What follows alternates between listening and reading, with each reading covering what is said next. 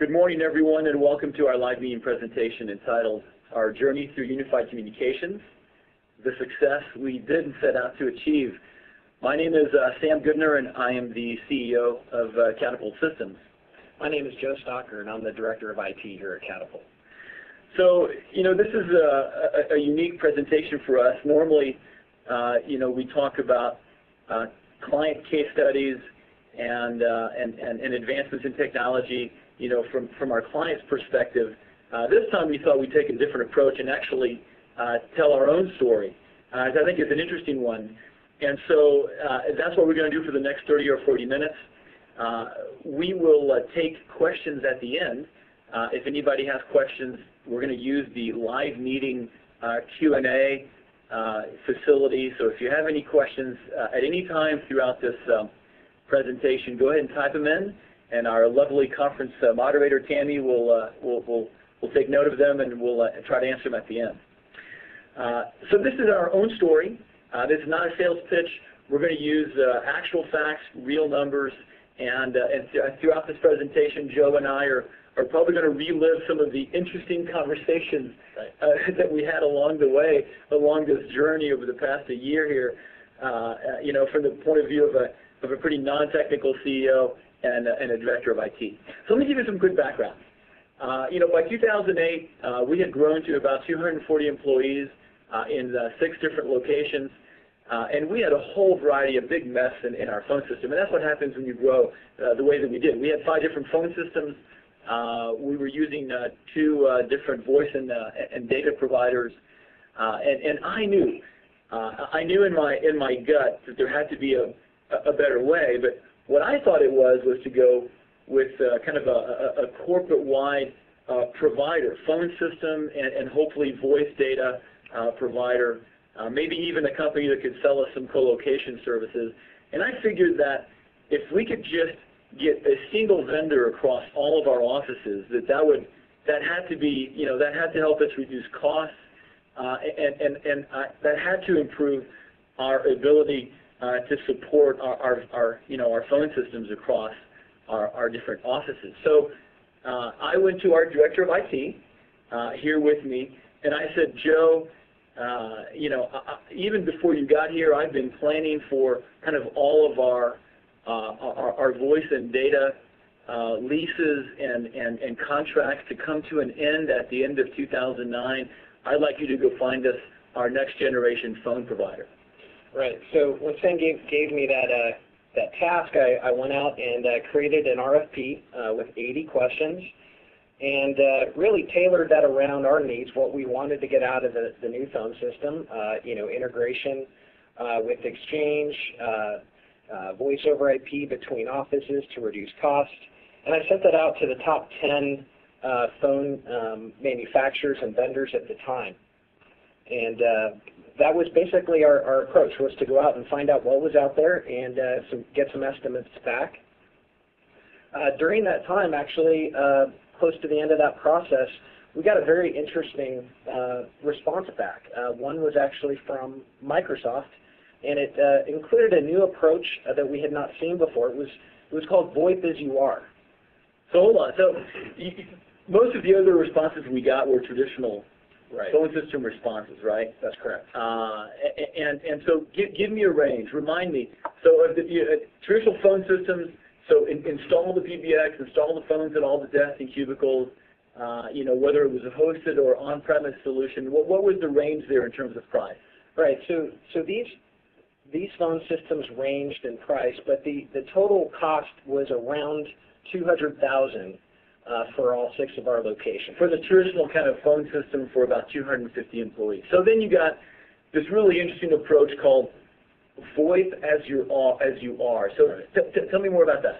So this is Microsoft's way of entering the market with their product, and this approach actually allows you to keep your existing phone systems, but basically enable them for voice over IP. So you add low-cost gateways at each of your offices that basically connect your phone system to your network so that your laptops can actually make and receive calls and can integrate with your Exchange system for voicemail.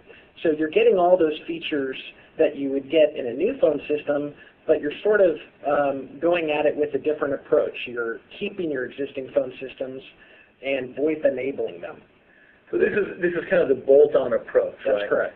And so, I mean, so tell me more. I mean, why would that bolt-on approach, you know, be interesting, and why was it? We'll talk about pricing here in a second. But I mean, why was it so much cheaper? And then what was this new thing that you kept telling me about well, Microsoft's coming out with OCS 2007 R2. What was all that? So one of the pain points we had in our current phone system was really around this, our audio bridge, and so we really wanted a solution that was going to address that. We heard, at this time, this was late in 2008, we heard that Microsoft was going to be coming out with a new version of their OCS product, that's Office Communication Server. So in February, we knew they were going to be including this new audio bridge capability. So hold on, what is audio bridge? An audio bridge is kind of like what we're talking on right now. It's a conferencing system that we had previously actually paid several thousands of dollars a month, in our yeah, no, that was a big pain point for me, right? I mean, we were paying $5,000 a month, right, in conference calls, and we had both. We tried it all. I mean, we had, we used a third-party provider, for some of our calls, and we actually at one point with our Nortel system had added our own audio. It was so expensive that we had decided to add our own, and even that was, $1,500 a month. That's right. And riddled with problems. And getting back to your first question, what really attracted us to this approach and why it was so much less than those other, traditional systems is that at the end of the day, it was really just a software piece that we weren't having to rip and replace or throw away phone systems, but we were actually using software. And so, by doing that, it's actually a much less expensive approach. So now, I thought unified communications, before this whole thing started. I mean, I thought unified communications was simply getting your voicemail in your inbox. Right, and that's a common misperception. That's really what is called unified messaging, and that is the piece where Exchange Server actually takes over, and that enables you to receive email and voicemail and faxes in your inbox. So what is unified communication? I mean, what more is unified communication? Unified communications goes beyond unified messaging. It allows you to actually do all the traditional telephony, making it's a new word, telephony. Yeah, placing and receiving calls, video conferencing, and that new audio bridge capability. So really everything, and it's a complete unified solution. It integrates tightly with Exchange. It integrates with all the enterprise products from Microsoft. So in SharePoint, you can see the presence of someone and then just instantly launch into a desktop sharing session with them and chat with them. So it's a truly rich 360-degree experience. So now, but you are using voice over IP. Correct. Right, to place your voice calls. Now, I'm a home user of I've used Vonage, I've used Skype, right, and that's voice over IP over the internet. And I have to tell you that, in my experience, the voice quality of my home voice over IP calls is not always that consistent. That's right, and so Microsoft developed their own proprietary codec, real-time audio. And this codec actually provides CD quality sound, which is about double the current call quality that you might get on a cell phone or a traditional phone system. And so they actually just re-engineered that approach. So as opposed to Skype or some of the consumer-based voice over IP solutions, Microsoft took an enterprise approach at this and took their huge investment on it. They spent billions of dollars in research and development, and they really did come out with a good quality voice codec. So now am I still Now, am I still making calls over the internet, or am I making calls somehow, over my regular, I guess, phone network, whether that's AT&T or Verizon, or Right. How does that work? So in a corporate office with this VoIP as you are approach, you're actually making the call through your local PBX. So your laptop initiates a call, it goes through the PBX, and then it goes through the regular phone line. So the call quality does not diminish whatsoever when you're in the office. So I'm calling I want to make sure I'm clear, right? Yeah. So if I sit at my desk and I'm calling my mother, Right. In Arkansas, I'm making that call from my unified, in my UC-enabled laptop. Now it's going over the network to the PBX, and then it's going over a regular phone line to my mother? That's correct. So when you're in the office, it's going over your local, network, so it's not going over the internet. Now, that really kind of brings up another point. As a consulting company, many of our employees are out in the field at customer offices, and so we needed a really efficient way for them to connect to this new phone system when we were designing it. And the most efficient method actually is part of a new feature in Microsoft's OCS, and it's called SIP trunking. Hold on. SIP trunking? Right. What is a SIP trunk? You gotta bring me up to speed here. Right. So, as we were just discussing, when you were making calls on the local network and it's going through, your PBX, and it's all, that's just the normal going through the regular phone system. For our employees that needed to be able to make calls when they were outside of the company, maybe at a coffee shop, a hotel, a customer location, they can now actually place and receive calls through a data circuit. And so this data circuit provided by several phone companies now is called the SIP trunk. And it's basically just data packets that get converted to talk to that old phone company network that most of us are still using today. So again, I want to make sure I understand you correctly.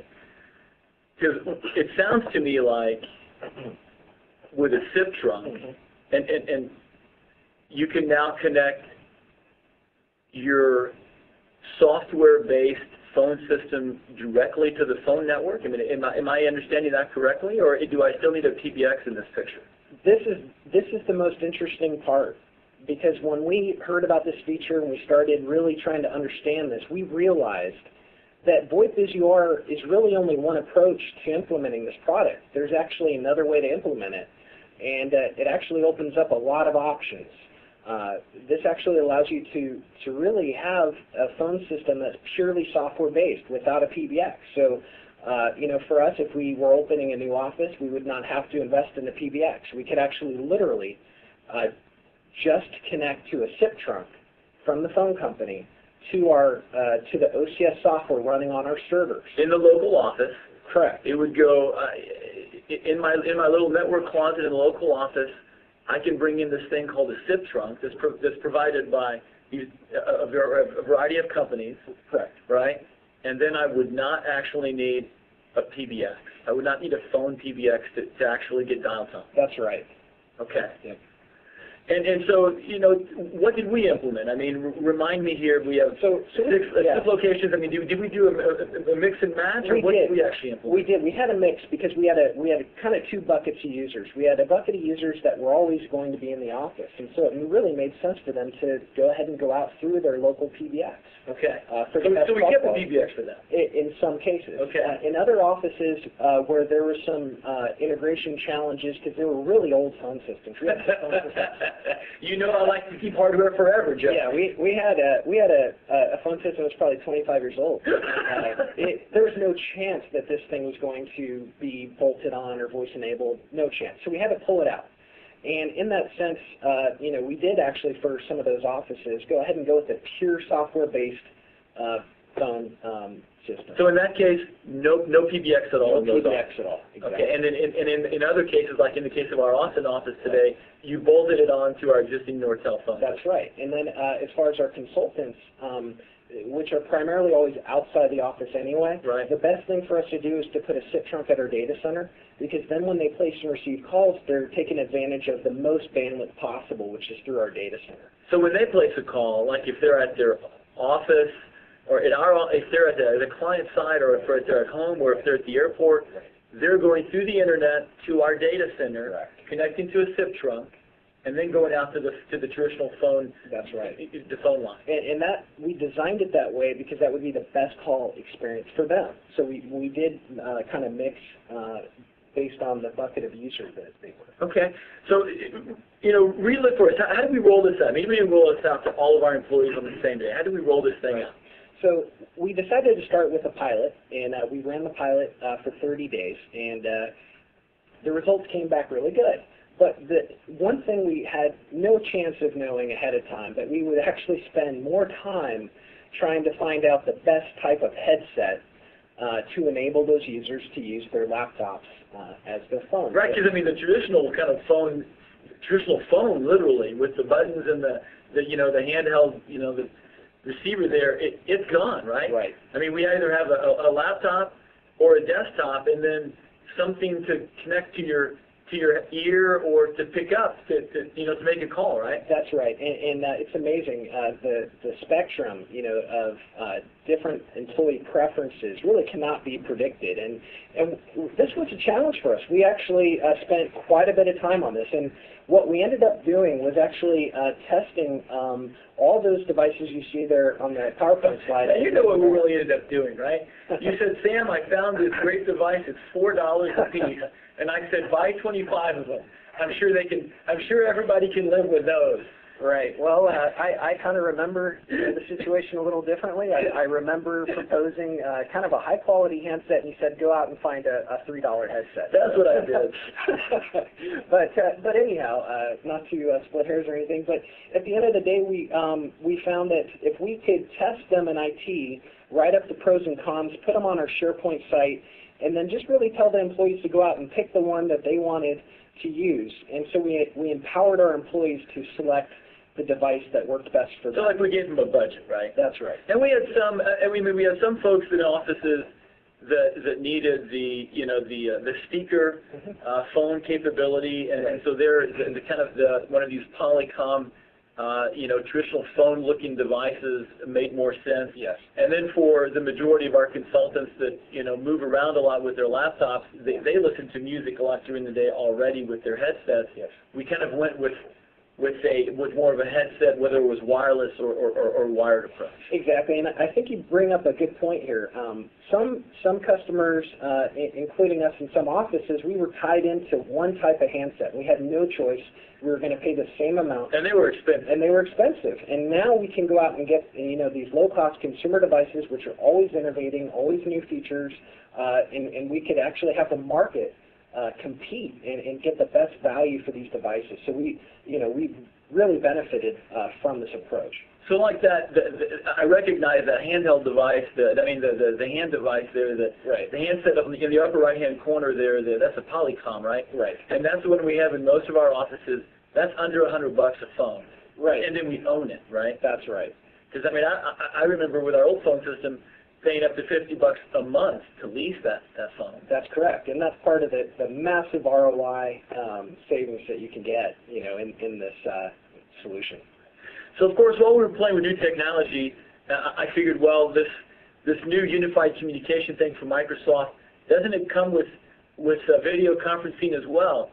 And so I came to you and said, well, we're a good Microsoft partner. We should probably try one of these. That's in the middle there, one of these Microsoft round tables, right? That does a whole 360-degree, camera view of your conference room. Right. And what you went and bought how many? A couple, right? Yeah, I bought a couple of these. We set them up. Two different locations. Two different locations. We got fantastic, video quality, sound quality. It was essentially plug and play because it actually just uses the live meeting service that comes with OCS, so there's no other software. You just plug it in and you're ready to go. So, of course, I came to you a month later, and I said, Joe, how often have these round tables between these two offices been used? Well, that was another thing we really had no idea of predicting, but it turned out we had not used them at all in 30 days. And you had the good logs to show that, right? Right. So, and then of course I said, well, let's send them back while we still can. Right. So, you know, again, we're being full disclosure here in our tests of these different tools and technologies. And so in our case, we realized that actual video between our offices in our conference rooms, you know, wasn't something that people in our company seemed to be that fond of. But you had another, on the other hand, we had our whole infrastructure team in all 6 offices get together a few weekends ago, and that was a different experience. That was. So, you know, what we ended up doing there to save travel cost was the offices, instead of flying the consultants in, you know, to a city and you know, having everyone stay at a hotel and everything, everyone stayed at their local office, and they used the webcam there you see in the top left. That's $50. Right? Yeah, you know, we actually already owned those. So we plugged them in, and we held our annual offsite meeting virtually. And between 6 offices and about 50 people. That's right. And we actually tallied up how much we saved by doing this, and it was between $40,000 and $60,000 that we ended up saving from not having to fly everyone out and you know, loss of a billable day and whatnot. So it was a considerable cost saving for us. So in that case, though, you're saying that the quality of the meeting was enhanced by having the video. I think because so, you were there all day among the 6 offices. And the really neat thing was that whoever the speaker was, you know, the conference actually changed automatically to show that person's face. So it knew that that person was talking, and it showed that camera. Absolutely, and you know, we felt that, I mean, you know, let's be frank. I mean, nothing's really going to ever replace a face-to-face meeting, but this really did allow us to have a productive meeting. We had the face-to-face. We were joking. It was a good you know, good meeting. Okay. Okay. So, you know, we never really started off, we never really set off to actually do a full, you know, UC rollout, right? We set off to kind of replace our phone systems and stumbled into this kind of new thing that Microsoft was doing and really liked it.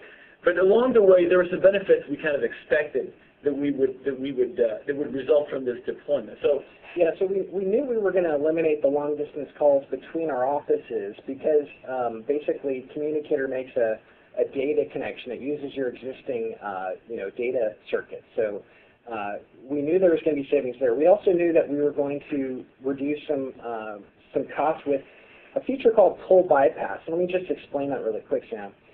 What this allows you to do is if you were going to be calling, say, one of our customers in our Houston office, or say one of our employees on their mobile phone, which had a Houston area code, the call would actually go through our data circuit and be placed as a local call out of our Houston office. So it would not be a long-distance call from Austin to Houston. It would actually be a local call. okay. Another area we saved, we already talked about the conferencing cost that we'd saved there. So I'm clear, right? Audio conferencing is built in to the Microsoft Voice and OCS product. That's right. And so we've been able to almost eliminate the third-party conference lines that we've been using. Although we still use them for when we have large crowds, right? Correct.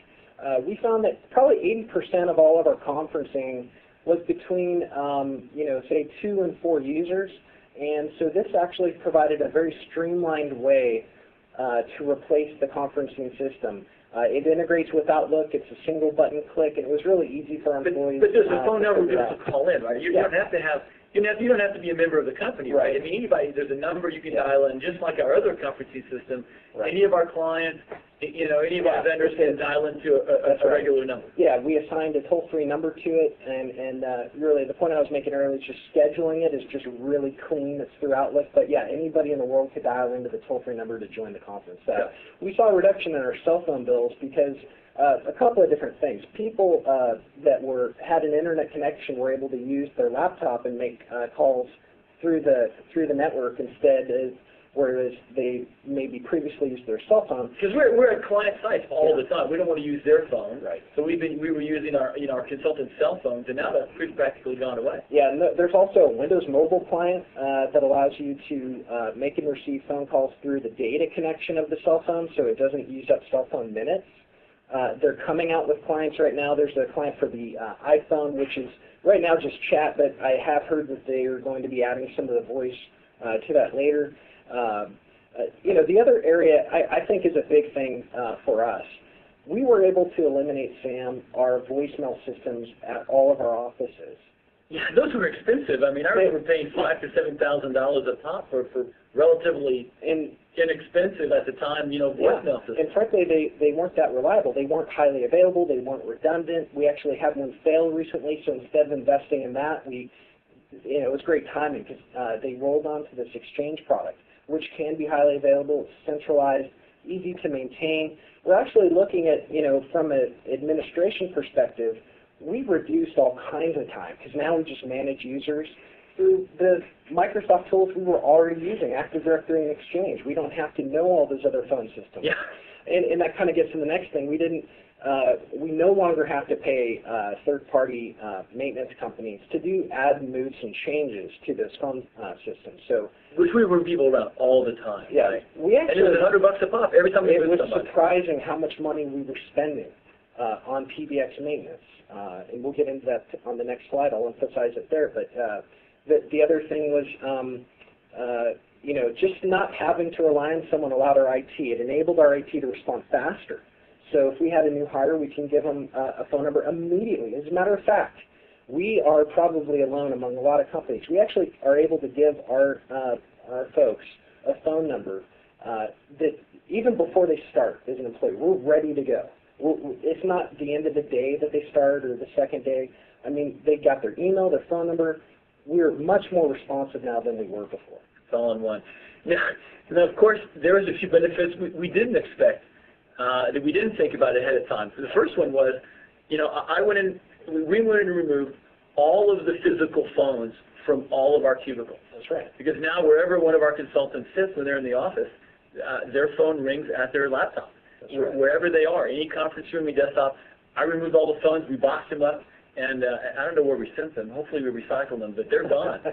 For our highly mobile workforce, our consultants, they can now make and receive calls. And I didn't realize how big a deal this was. Yeah. But they can make and receive calls from anywhere. And they work, spend a lot of time with our clients. They spend a lot of time working from home in some cases. They travel between offices, and now it doesn't matter where they are. There's one number, you call that number, it answers them, or it goes to their voicemail. Really quick on this, I really like the screen pop. It actually gives you the, if that person's calling, if their caller ID is in their contacts, it actually shows the name of the caller, their title, all the information from your Outlook contacts show up when you receive a call. I know, I love it. Yeah, it's great. And of course, when you're not connected, you're traveling, you're in your car, you're on the plane, if any call that's placed to your number and any voicemail message is left, you get that notification in your inbox, including, of course, if you have like me, a cell phone that has email enabled. Then I get it immediately on my cell phone. I can hear all of my voicemail messages now right from my cell phone as an audio attachment. I love it. I only realized this a few weeks ago. We have a complete log forever. I mean, our phone system used to keep the last 10 calls that you made or received, right? But how many times you're like, oh, I didn't write that number down, and 2 days late, it keeps a complete log until I decide to archive it or delete it. It just keeps everything, and I love that. And it surfaces that through an Outlook folder, so it's really accessible for you to find that. Yeah. I used to, the number one, question that we would get of our own phone system was, well, how do I add more than one person to this conference call? Or if I'm already in a conference call and somebody calls in, how do I add them to this conference line? I mean, every phone system was different. And now, I'm right there in OCS, I just drag and drop the new person in. And I can visually see everyone on the call. Like we set up a conference call before, we'd hear somebody dial in because it gives you the beep, and then they wouldn't say who they were. And you just never knew who that person was on your conference call. Yeah. Now I get to see every single person, either their caller ID or their name. right there in my conference call list, which is great. Also, their presence. If they were busy, you would know not to drag them in because the communicator shows the presence. We haven't really talked about presence much, but presence is pretty important because if they're already on a call, now you're not going to get their voicemail, so you save everybody's time. Yeah, that was fantastic. And the vision that these are things. This is a vision we really used kind of to talk about, almost like science fiction, just a year or two ago. This notion of, well, you could go from corporate instant messaging where you're texting someone else back and forth on a problem, whether they're in a different city or different office, and then immediately go by just clicking one button and sharing your desktop with them, so you could both be looking at the same problem, the same bit of code at the same time, and then just one other click away, and you're actually having an audio conference with them. And Sam, not only has that helped our employees work with each other, but this has actually helped our help desk. Because when they call us to report a problem, we could say, hey, that's great, can you just click on desktop sharing in Communicator? We can now see their desktop, we're right in there helping them. We really didn't have a good solution for that before. So, I mean, this was really a great... they can even let you drive their desktop, right? That's correct. They can give you full control. I love that. And that's just built into the product. So let's review the numbers and then open up for some questions. So this is what the actual project cost us. Now, go ahead. I was going to say, this will vary for, depending on your licensing agreement, if you already have servers that you can reuse. And we had several servers that we could use. We didn't have to go buy new equipment for all this. Right. And we already owned all the licenses that we needed. Right. So we didn't actually have to go buy any software. That's right. We maybe cover that later, but we bought a whole bunch of phones, a few servers, a bunch of headsets. Certainly, we had the cost of the labor cost of doing it, but for us, it was about a $70,000 investment. Yeah, and again, looking back at what it would have cost if we went with a traditional phone system, these were incredible savings for us. And so, if I compare, I skipped over that first slide at the very beginning, but our phone, our total phone cost before we made this move were about $16,000 a month, and a lot of that was phone and data lines, which of course, we still have some of that cost. A lot of that was were the conference calls, where we probably haven't finished recognizing savings there. Long distance, leasing our phone system, which has gone away completely, and we've kind of pulled that down. These are actual numbers. We've gone from about $16,000 a month to about $6,000 a month, and so of course, from where I'm sitting as the CEO. I can do the math pretty fast, right? That's about $10,000 a month of saving. If it cost me $70,000 upfront investment, again, granted, we didn't have to buy the software, that's about a 7-month, kind of ROI, or if I look at my ROI over 3 years, it's about $280,000. So that made me very happy as a CEO. I was just wanted to say here, and maybe we should put it on mute, but if you're wondering where to put some of that money, I would definitely receive that in the form of some kind of bonus this year. Well, a bonus for the director, director of IT? Just in case you're wondering what to do with that. I think that's a fantastic idea. Yeah, not being serious. So I'll say this before we maybe take a few questions. I think from time to time in the history, of humanity, we've had some disruptive technologies come around, whether it was the wheel or the electricity or the internet or, the cell phone things. When the technology is introduced that fundamentally changes the way, human beings can interact with the world around them. And I'm telling you, I never would have thought this going into this project. But after now that we put it all in production, I'm telling you, I think unified communications is one of those disruptive technologies. I think it's a PBX killer. Yeah. I think that, clearly from what we can tell, Microsoft is going right after the traditional, phone hardware providers with this solution.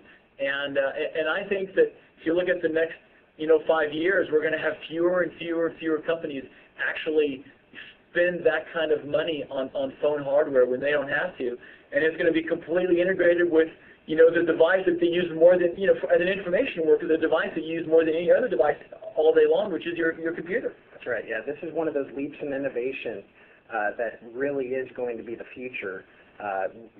Software instead of hardware is definitely where it's at. And I think it's a PBX killer. In fact, I believe that so much that towards the end of our own implementation of this, I think that this was such a big advancement that we as a consulting company, had to become proficient in this. And actually, since then, we've gone and created a whole practice within our company focused exclusively on unified communications and replacing old phone systems with this new technology. So that's how big a believer I am in this new technology, that I'd be willing to bet a big significant piece of our business going forward. So that's kind of it for the prepared remarks. Let me turn it over to Tammy. Tammy, have we had any questions come in? We have a few. The first one is in regards to that last slide you guys covered. And the question is, what was the user or seat count on those numbers that you're speaking about? Right. So we didn't really include any licensing there. So, from a seat count perspective, seat count. For seats, yeah. Like what, 240? Right. 240. Great.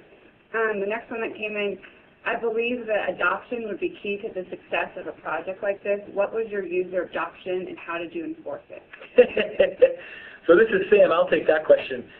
How do we enforce the adoption is actually pretty simple. I went and removed all the old handsets.